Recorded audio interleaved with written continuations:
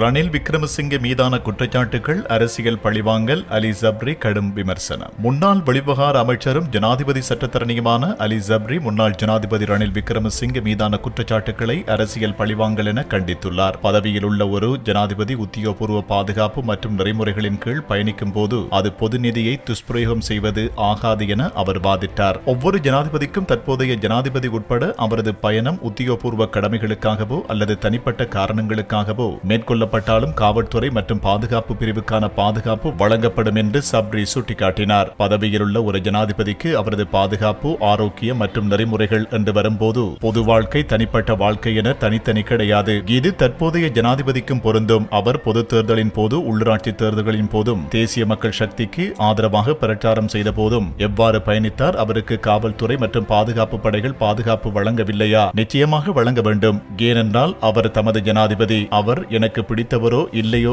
என அவர் வாதிட்டார். விக்ரமசிங்க வாகன அனுமதி பத்திரங்களை பெற்றுக் கொள்ளவில்லை என்றும் அரச இல்லங்களை பயன்படுத்தாமல் தனது சொந்த வீட்டுக்கு சென்றார் என்றும் மேலும் தனது இல்லத்தை தனது பழைய பாடசாலைக்கு உயில் எழுதி வைத்துள்ளார் என்றும் அவர் சுட்டிக்காட்டினார். ஒரு வாகன அனுமதி பத்திரத்தை கூட கோராத அரச இல்லங்களை பயன்படுத்தாமல் தனது சொந்த வீட்டுக்கு சென்று தனது வசிப்பிடத்தை தனது பழைய பாடசாலைக்கு உயில் எழுதி வைத்த ஒரு நபர் 16.6 மில்லியன் ரூபாவை முறைகேடாக பயன்படுத்துவார் என்று நீங்கள் நினைக்கின்றீர்களா? அந்த தொகையில் பெரும்பாலானவை ஐநா பொதுச்சபையிலிருந்தும் திரும்பும் போதும் அவரது அத்தியாவசிய பணியாளர்களுக்கான போக்குவரத்து, தங்குமிடம் மற்றும் படிகளுக்காகவே செலவிடப்பட்டன. தயவு செய்து அவருக்கு எதிராக ஒரு சிறந்த வழக்கை புனையுங்கள் என அவர் கூறினார்.